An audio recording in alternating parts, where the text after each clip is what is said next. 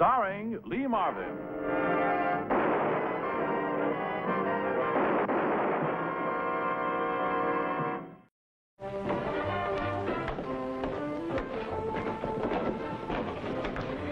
Worse than yesterday. Hey, you can say that again?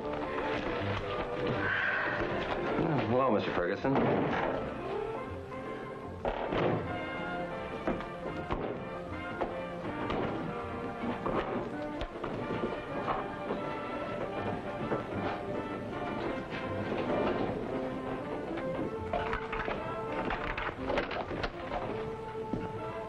He looks bad. He's feeling the heat. Remember last summer? Oh. Me, I don't feel too good myself. Today's been terrible. I don't mind the heat, it's the humidity. Help! Somebody! Help! Quick. Bring a doctor. My wife.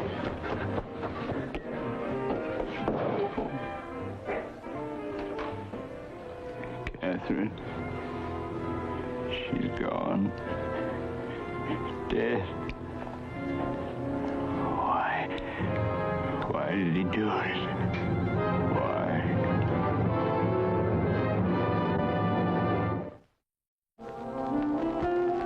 I got into the case because Mrs. Ferguson's murder fitted a pattern, a butcher knife. It was the fourth knife murder in a sweltering month and no leads. The homicide detail was in charge, so I worked with them.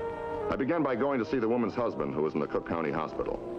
Mr. Ferguson, this is a police officer. He'd like all the help you can give him. I want to help. Well, in your own words, Mr. Ferguson, could you tell me what happened last night?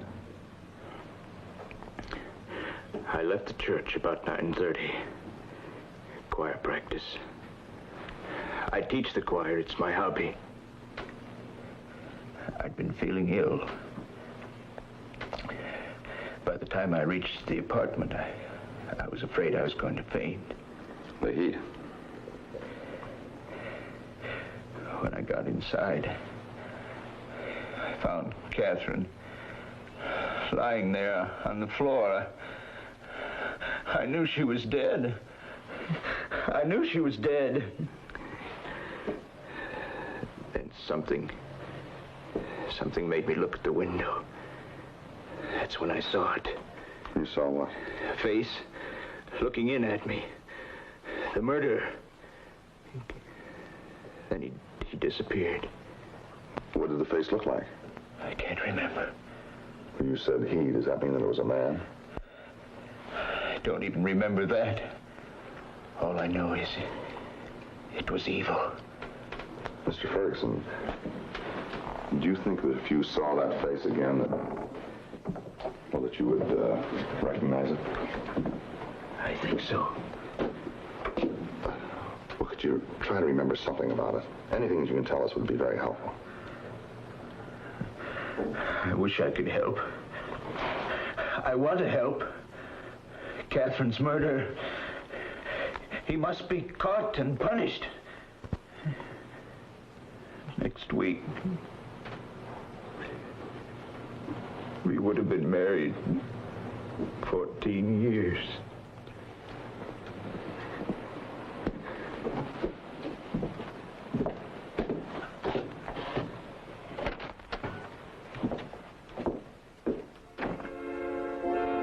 Having drawn a blank with Ferguson, I went back to the other cases in the butcher file.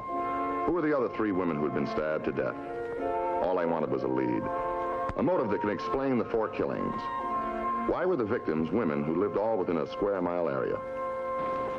I told you all I knew at the inquest. We were to be married in September when I got my raise. Do you know of anybody who might have felt jilted when you two got engaged? No. She only had schoolgirl crushes. Her history teacher, the minister, some movie star she's never met. Nobody but a madman could have killed her. You're wasting time on me, Lieutenant. I'm so clean you could wash dishes with me. They held me exactly 24 hours, they'll let me go. So now you're going to tell me that you're just playing a little game of harmless two-handed pinochle, huh? I told you, we busted up. Started going to church. I hadn't seen her for a month. Okay, that's all out. little Frida. She was always so shy about going out anywhere. She never had any fun at all. And then, only a month ago, this nice boy in her office got interested and proposed. Do you know of any other girl that might have been interested in your daughter's fiancé? Oh, no. No girl would do an awful thing like that. Later that night, I went back to the precinct house and filled Captain Dean in on what I'd learned.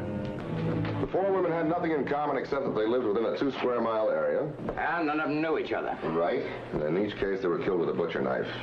It's one man we're looking for. So you're buying those newspaper stories about the butcher?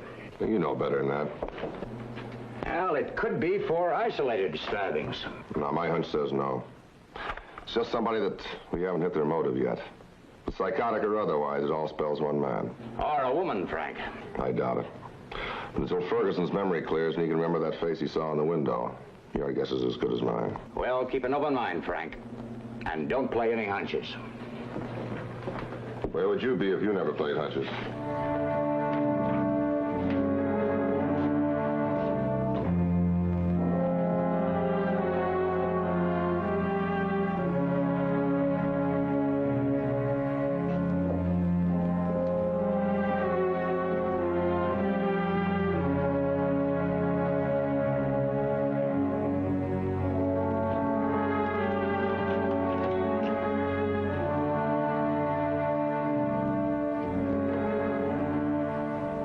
To see what that room looked like, how the Fergusons lived, the little things that married people share in the privacy of their lives together. The house, the room, the backyard were like 10,000 others. The homicide boys had been over it all with 0 results. I was looking for a miracle. I tried to make the same steps Ferguson took, make the same moves, of a man feeling faint from heat. I used his words. Help, help. Somebody come quickly. Hey! Police! Let me go. All right, start explaining. You have not the right to frighten me. I have done nothing wrong. Just a harmless peep in town, huh? No, no. Come on, let's get inside. It is hot. All right, sit down. I come in the yard. A bit of air. Then I hear somebody. I think Mr. Ferguson comes home. So I look in the window. I see this strange man there. He grabs me. That is you. But you always walk in backyards to get fresh air, huh? No, no, no. I am the janitor. I live in the cellar downstairs. Oh, what's your name? Heinrich Ron. Then you knew Mrs. Ferguson. Oh, yes. I am a lonely man, and she is friends with me. I like Catherine. Mrs. Ferguson. You called her Catherine? Oh, yes, she called me Heinrich. Often we have coffee and cake here. She is alone when her husband goes to the church for singing. Or we talk about many things, about the old country. She was a very pretty woman. Yes, yes. You didn't happen to have coffee and cake in here that night, did you? Oh, no, no, no. I'm not here. I'm at Oak Street Beach for swimming. Look, there's nothing to be frightened of if you haven't done anything, but I have to ask questions to get information. Police are not friends in the old country. This is not the old country. What I'm driving at is, well, you didn't happen to be looking through the window that night or see anybody run away in the yard? No, no, I'm at the beach swimming. What'd you do that for? Oh, please, I do nothing wrong. You must believe me. I do not want to be mixed up with all this. So you knew Frida Holzer, huh? The girl that was murdered last week? No, no, no. How can I explain? I keep the newspaper because I see her mother at my church. Nothing else. It is about somebody I know. All right, Mr. Ryan, you better take a little ride with me. What? I am arrested? No, we're just going to the hospital. Hospital? Why? I want Mr. Ferguson to take a look at your face. Come on.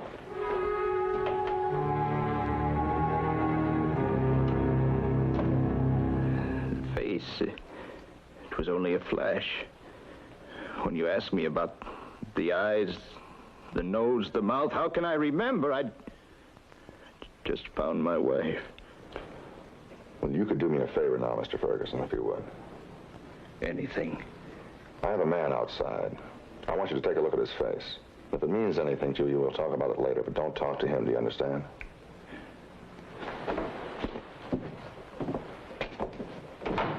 Sergeant, will you send Mr. Ron in, please?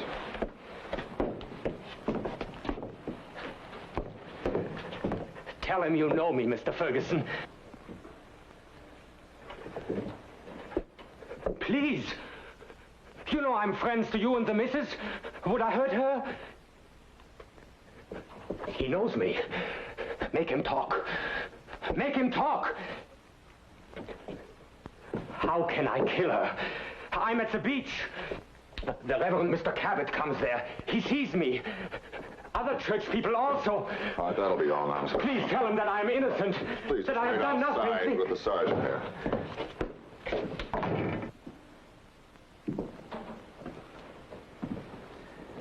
I don't understand. That's Heinrich. Heinrich Rahn, our janitor. Well, does his face mean anything to you? I don't know. I can't be sure. It never struck me before that Heinrich had an evil look. But that scar... Was there a scar on the face that you saw in the window? I'm sorry. I wish I could be more positive. Well, that's all right, Mr. Ferguson. Don't try to think too hard, but if anything comes to you, don't hesitate to call me, all right?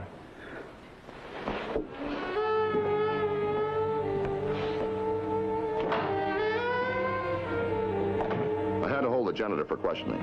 It was a long, hard day. We spent it looking for his witnesses, people who saw him at the beach. Results, 0. That's his story. She's dead and can't deny it. A lonely man falls in love. One night, he tells her how he feels. Catherine Ferguson takes one look at him and tells him to stop talking like a fool. He explodes. It's an angle, but how do you explain the other 3 women? Well, Ballinger. Oh, yeah, roll him in. The Reverend Mr. Cabot, he's been up in Waukegan all day. Well, hate to bother you like this, Mr. Cabot. Only too happy to be of service. I think the whole matter can be disposed of very quickly. Oh, did you see Heinrich Rahn at the Oak Street Beach Monday night? I did. What time was that?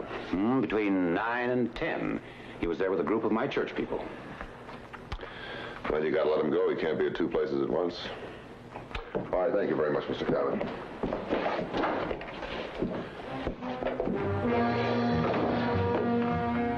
Yeah, thanks a whole lot.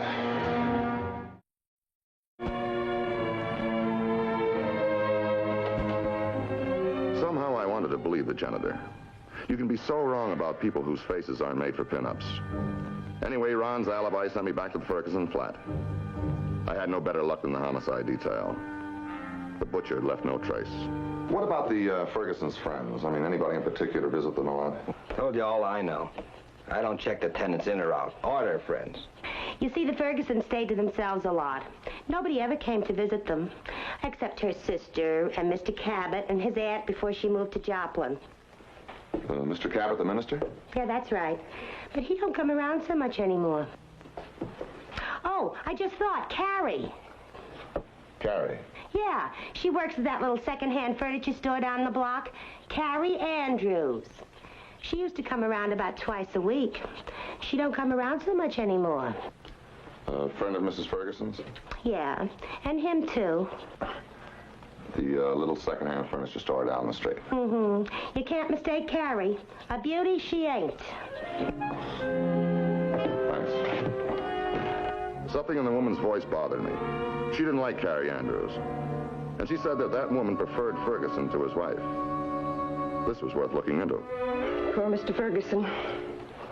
Such a sweet man. He didn't deserve such a thing. I mean, come in and find her like that and all. A little rough around Mrs. Ferguson, wouldn't you say?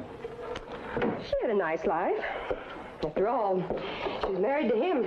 Miss Andrews. Well, you can call me Carrie. Everybody does. Carrie. Well, Carrie, didn't you like Mrs. Ferguson? Well, sure I liked her. No crime to be more fond of one person than another. No. Eddie, Mr. Ferguson, he's a saint. A real saint. And I was down and out. He helped me find this job, and he made me feel important to myself. But she's nice enough, but she wasn't like him. She's like those others. Those others? The others that was murdered. Oh. They all had somebody. A fella. Well, it says so right here in the paper. You see for yourself. Says... Kind of catching up in your reading, aren't you? Just curious. No crime to be curious. No. Well, I'm just sort of curious about your curiosity about the other woman, especially Mrs. Ferguson. I guess you want to know where I was that night. Would you mind telling me? I was at choir practice. You can ask Mr. Ferguson or Mr. Cabot. Oh, if you ask Mr. Ferguson, would you give him my regards? Tell him I'll be by to see him just as soon as I can. I certainly will. Mr. Cabot, the minister, he was at that choir practice, huh? Oh, of course. He's a real fine baritone. All right, thank you very much, Carrie.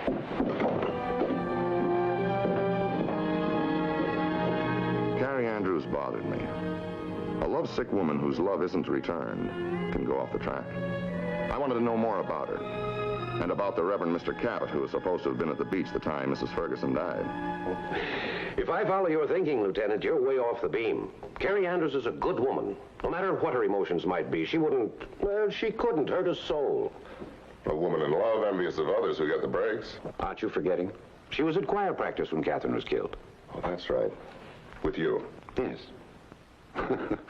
I seem to be everybody's alibi. Mrs. Ferguson died around 9:30 that night. It was at 9:45 when her husband came home and found her. Now, how can you say that Carrie was here with you when you were at the beach? Quite right. Now, let me see. We started at 8. I left about an hour later. But she always stays to the end. But you don't know that she stayed to the end that night. I mean, after you left. No, I don't. What time did you get to the beach to see Heinrich Rahn? Well, I wasn't concerned about time. Probably 9:30. Earlier, later, I'm not sure. It's very important. It concerns both Carrie and Heinrich Rahn. You told us that you were at the beach between 9 and 10. Yes. Catherine's death was a great shock. My wits seemed to have deserted me. Something like Eddie Ferguson's combat fatigue. Combat fatigue? During the war, severe case. They didn't say anything about it at the hospital. Oh, he never talks about it. Then you think that maybe he could have imagined he saw that face in the window? No. If he says he saw the murder, then he did. Why don't you talk to the Veterans Administration about him? Yeah, I think I'll do that. All right, thank you, Mr. Cabot. Mr. Cabot, you didn't tell us last night that Frida Holzer was a member of your church. Why, the matter never came up. I went to the Veterans Administration for reports on Ferguson's medical history. He had been in Sicily and in Anzio, a war record to be proud of. And I got a small break. His old doctor, former Lieutenant Colonel Lester Bowers, was in private practice in Chicago. Well, how do I know if his wartime disability could affect his reliability as a witness? I haven't seen him since 1944. Well, Doctor, what really caused his crack-up? Single-handed, he wiped out an enemy machine gun nest. 5 men. And that caused him to break down? Well, being the sort of person he is, made him psychotic. Brought on an old compulsion neurosis. Compulsion neurosis? He had this thing from childhood. It was, in his case, a necessity to do things by groups, patterns. Like how many lampposts did he have to touch on the way to school? Lampposts? Yeah, it's a sort of thing we all have to a certain degree, but, well, in Ferguson's case, it was aggravated by additional personality problems. Killing the 5 men forced him to do other things by 5s. However, we did effect a rehabilitation.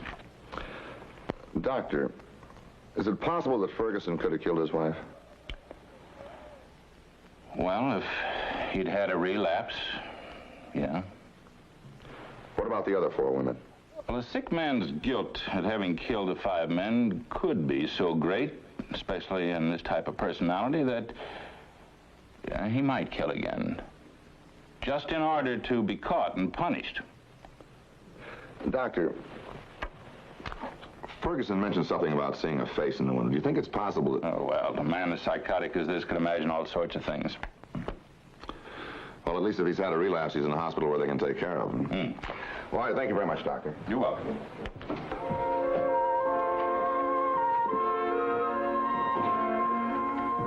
Before putting pressure on people whose stories didn't quite add up, I had to see the Ferguson's flat again, under exact conditions, at night. What had he walked into? Could he see much of the yard in the darkness outside?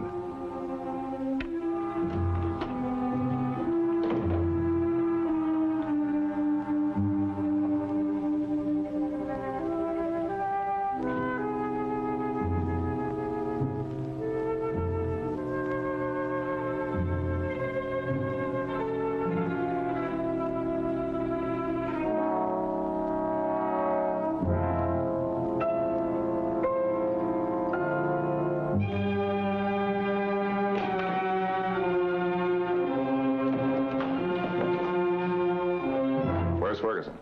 Oh, he's been discharged. He's been what? He went home about 10 minutes ago. Why? Well, we felt that there wasn't any more that we could do for him, and he was okay. In his condition? I mean, the terrible shock? He's better.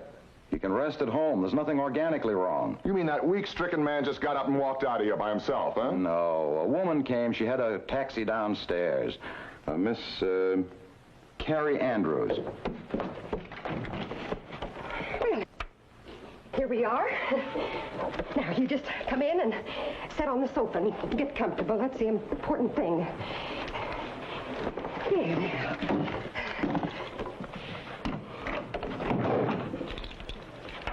You feel all right?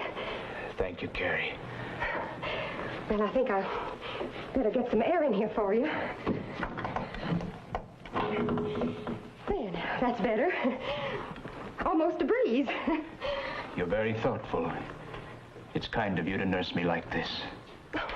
It's nothing. You're the one that's kind, and you're the kindest person I think I ever... I got something for you, a little present. I sure hope you like it. I made it myself. Well, now, you just wait just a minute.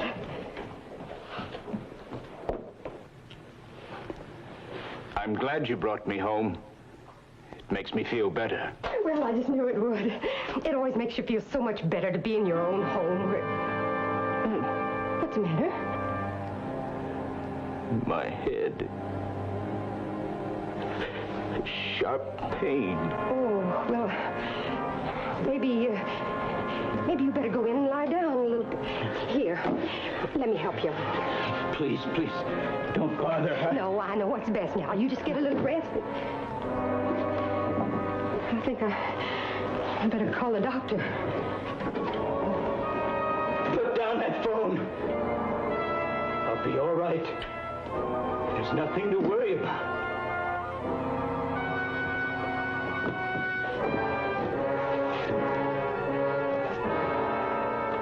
You better go home, Carrie. What's the matter? You look so strange. I only need 5. There were 5 before. There must always be 5.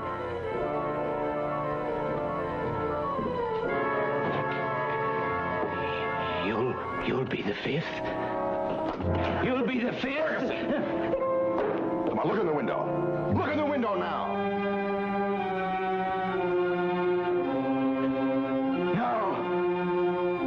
No. That face. It killed Catherine. It killed Catherine.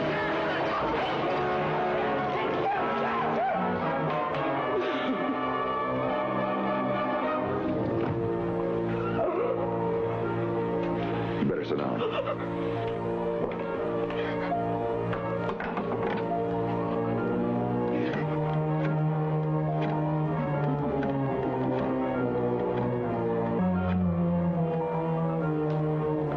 Now that it was over, the air seemed cleaner. It was cool. A man looking for his own face. Well, poor Ferguson was safe now, and so was the city, for a while.